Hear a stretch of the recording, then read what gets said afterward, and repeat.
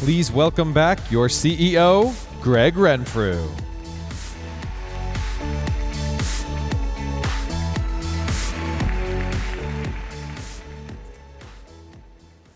How amazing was Aisha's story? Pretty incredible, right?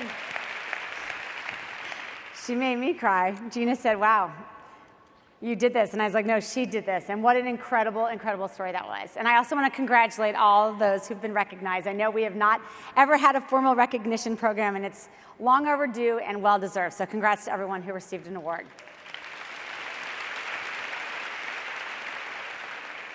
I now have the great honor and privilege of introducing my dear friend, Neil Phillips. Neil and I met about 20 years ago when he had long dreadlocks and was a single man, and we became fast friends. And fast forward to about a year or so ago, post-Leadership Summit, we decided to create an advisory group focused on community expansion, and Neil was the first person I called. And I was so thankful that he said yes, that he was going to help us with these efforts. Neil has done many great things in his last 20 years, but to me, most importantly, he founded an organization called Visible Men and subsequently a school called Visible Men Academy, a school and an organization dedicated to young boys, primarily Black and Hispanic, who needed more examples of true leadership and modeling success and great behavior from men in their communities. And so without further ado, I want to introduce Neil Phillips. We're honored and thrilled to have you, Neil.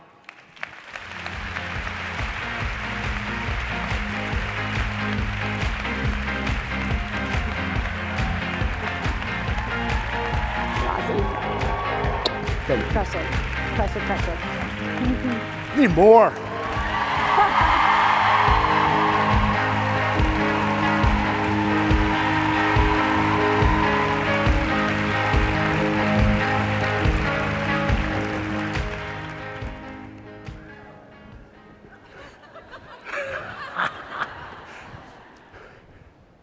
I just had 4,000 brilliant and beautiful women clapping for me. If you think for a second I wasn't going to record that, right, to capture that moment, my brilliant and beautiful wife will appreciate seeing that. So will my wonderful children. And so will everyone who enters my home from this point forward, because I'm going to find a way to accidentally airplay this thing over our big screen. Really wonderful to be here. This is absolutely amazing. So it all started with this. Egypt. The universally recognized birthplace of makeup as we know it. 4200 BC. In ancient Egypt, everybody wore makeup. Men, women, the rich, the poor. It was used for vanity purposes. It was used for religious rituals. It was used to protect against the elements, scorching hot sun, insect bites. So attached were the Egyptians to their makeup that archaeologists found collections of makeup in tombs sitting next to their occupants. In Asia, the use of makeup quickly spread from the ruling class to the general population. It was used to denote social status and to attract members of the opposite sex. Yes, it was a common practice for women to send men of their interest a white cloth with their painted lips imprinted on it to send a clear message. In South America, Mayan men and women used makeup as body paint with different colors and patterns. Unmarried men painted their skin black, priests blue. Men and women preferred the color red, and warriors used makeup to paint alternate red and blue stripes. In Africa, makeup, most commonly in the form of face paint, was used in connection with tribal affiliation. It also served as a social marker, helping to distinguish between men and women, boys and men and the elders in the tribe, and also members of the tribe from non-members. In Scandinavia, both men and women used makeup to look younger and more attractive. And while I am here in Minnesota, I have to talk a little bit about the Vikings. Apparently, especially to English women, the traveling Viking men were clean and pleasant smelling. This is because they bathed on Saturdays. In fact, the Danish word for Saturday comes from the Nordic word that means wash day. So any of you out there with middle school boys at home, and you're frightened about the infrequency of baths or showers, now you can rest comfortably, because now you know they are simply aspiring Vikings. And finally, in Persia, cosmetics were actually a branch of medicine, the medicine of beauty. When Arab tribes converted to Islam, the use of makeup was regulated, though not prohibited. Regulated to prevent people from creating disguises for deceptive purposes or for making themselves look so good that they would create uncontrollable desire. Not pictured is the practice of using children's pee to remove freckles from the skin. Apparently, this was a thing in many parts of the world. I spared you that image. And trust me, don't start Googling it. It's easy to see from a quick trip through the history of makeup that everyone has always meant everyone. Now, I traveled around the world to secure these photographs. You're laughing. No, I didn't. I Googled them. But I traveled around the world figuratively to secure these photographs. Now, you can find women of these heritages and ethnicities in one country, our own country.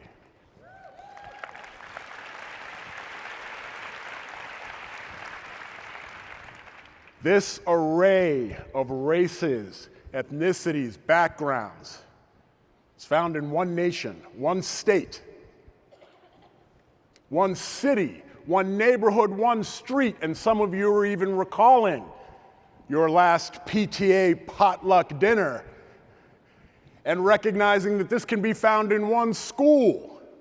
Our world now lives in our country. On a landmark day in July of 2015, somewhere in our country, maybe right here in Minneapolis, a child was born. This child was not Caucasian. At that very moment, there became more children of color in America ages 0 to 5 than there were white children in that age group. That's a landmark day. The school year preceding that date, 2014-2015, was the first year in the history of America where there were more minority, non-white students enrolled in public school at the elementary level than white students. Now, I run an elementary school. These are my people. This is my target market. These are my consumers. Someday, they'll be yours. And it's safe to assume that these children have parents, adults who brought them into the world. They're your consumers today, or at least they're waiting to be.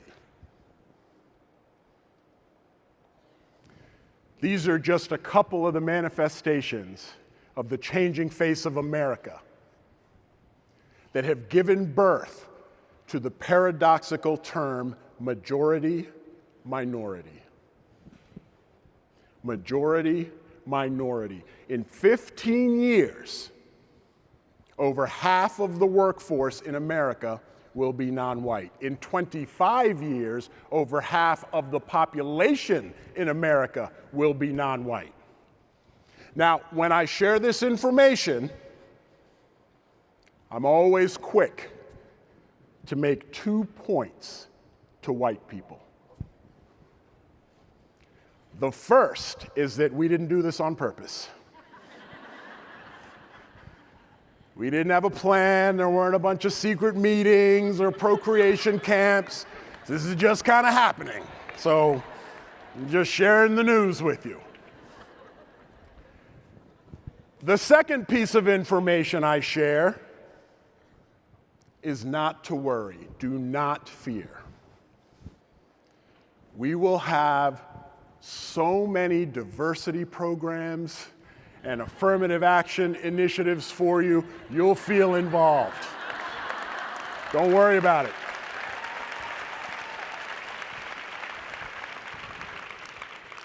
So what does this changing face of America mean for us? The first thing is it means the necessity, the absolute necessity of committed and sustained community expansion efforts for business interests. Growth and increased market share will invariably include people from different races, ethnicities, backgrounds, different faces. It will have to. Simply do the math. That's today, here and now, and definitely tomorrow. The second thing it means is that there is now the necessity for committed and sustained community expansion efforts for perception reasons. Serving the broadest, most expansive community you can think of is no longer a radical or abstract notion. It is quickly becoming the expectation. Companies who fail to embrace, to address, to reveal this embrace of attitudes, embracement of cultures, embracement of the most expansive communities possible, are rapidly being seen as insensitive, unwise, and archaic. In other words, clueless. Don't be clueless.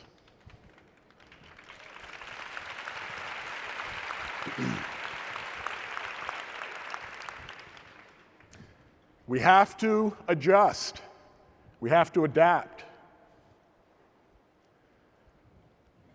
But as motivating as the obligation have to mindset is, and certainly should be, the get to mindset is far more compelling, inspiring, exciting.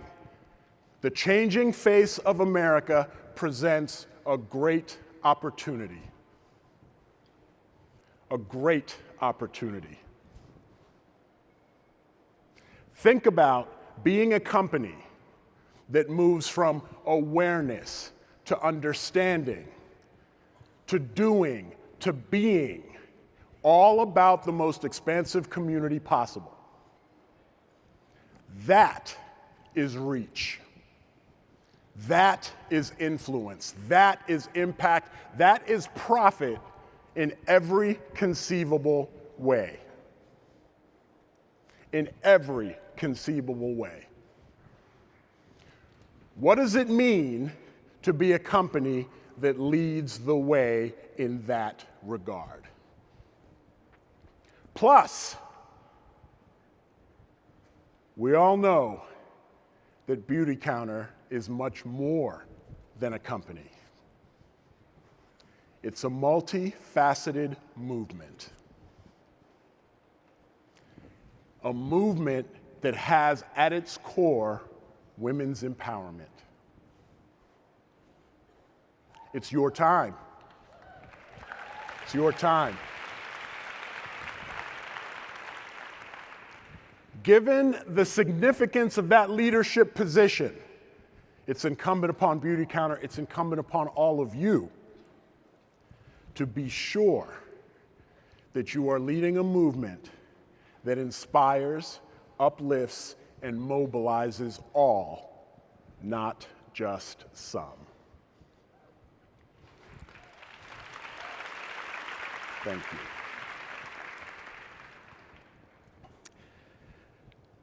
This past March, I had the privilege of joining a congressional delegation on a civil rights pilgrimage to Memphis, Tennessee, to Birmingham, Montgomery, and Selma, Alabama.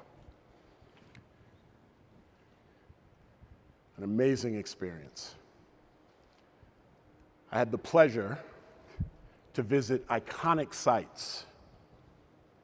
I stood 30 feet away from the spot at which Dr. King lost his life. I visited the 16th Street Baptist Church where 4 girls were killed in a racially motivated church bombing. I went to Dexter Avenue Baptist Church where Dr. King pastored. I crossed the Edmund Pettus Bridge in Selma with Congressman John Lewis. Even more memorable than those experiences were the stories I heard. I heard Juanita Abernathy, the wife of Ralph Abernathy, one of Dr. King's inside men. She spoke of one of the hardest things about enduring the dehumanization, the terror, the discrimination. She said one of the hardest things was they loved their white brothers and sisters. They abhorred what they were doing to them. They abhorred how they were acting toward them, but they loved their white brothers and sisters because that's all they knew. They were never taught to hate. They loved them. I heard from Peggy Wallace Kennedy, the daughter of Governor George Wallace, who as governor of Alabama perpetuated, encouraged so much segregation, so much sadness, so much dehumanization.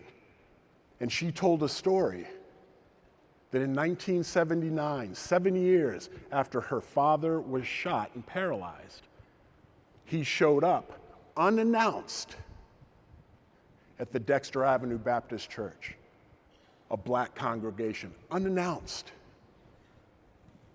And he wheeled himself to the front and asked the pastor at the time if he could address the congregation. And the pastor said yes. And Governor Wallace shared with the congregation that he now knew what suffering was. And he apologized for the suffering he had helped to cause. And he asked for forgiveness. And he received it.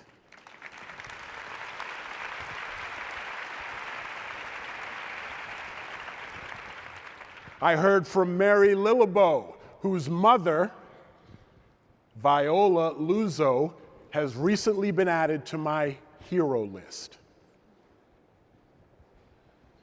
Viola was sitting with her family in Detroit, Michigan, when she saw clips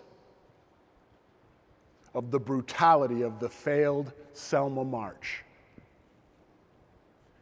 And she told her family right then and there, I have to go. I must go to help. And her husband said, this isn't your fight. This is not your fight. And she said, it's my fight, it's everyone's fight. And she got in her car and went to Selma, where the next week, for the successful Selma March, she was shuttling activists back and forth to the Montgomery airport. And she was shot and killed by members of the Ku Klux Klan.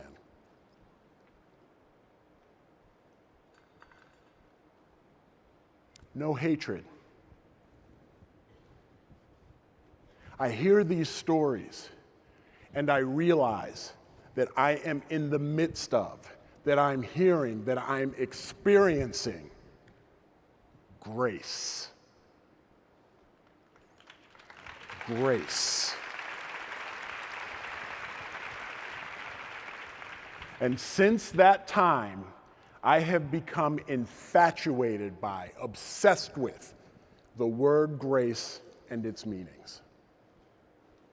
The first meaning, elegance or beauty of form, we've got that covered. Just look at yourselves. The second meaning, favor or goodwill. This is the definition we have to embrace and embody. It speaks to me about two essential virtues. First is the inherent value of every human life. We all matter.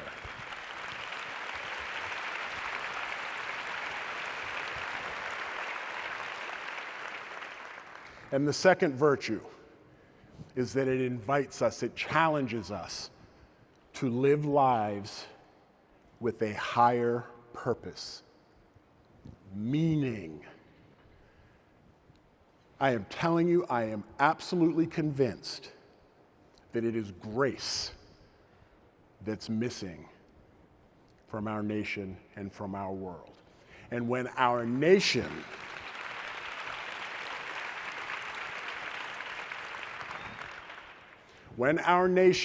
and when our world can embrace and embody grace, that we'll find an elevated place of being, a more compassionate place, a more empathetic place, a more loving place. Grace. Now, it's not lost on me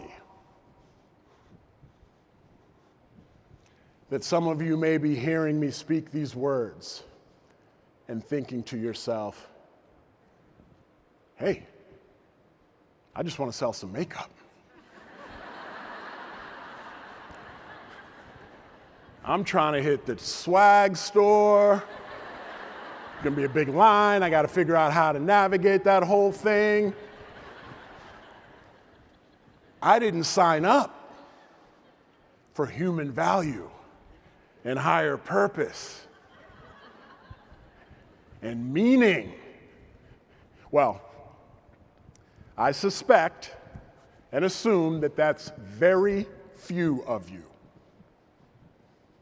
Very few of you. And let me assure you that you are all in absolutely the right place. In fact, there is actually no better place, because this is the place that you occupy here and now. This is your place of impact. This is your place of impact.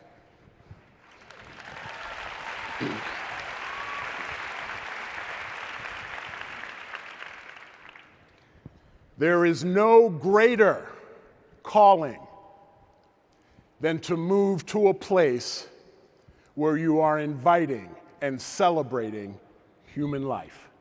And that's the place you can be right now. I often hear the phrase, being on the wrong side of history. I heard the phrase a lot on my pilgrimage. These words were used to characterize the villains of the civil rights movement, the racists, the bigots, the haters. I've been thinking a lot about what I think is the key question. What does it mean to be on the right side of today and tomorrow? What does leadership, boldness, risk-taking, being out front, principle, knowing what's right, and doing what's right? That's the right side of today and tomorrow. Let's get to that place. And of course, never forget that everyone means everyone. I don't know you, but I know I love you. Thank you. Thank you. Thank you. Look at that, buddy.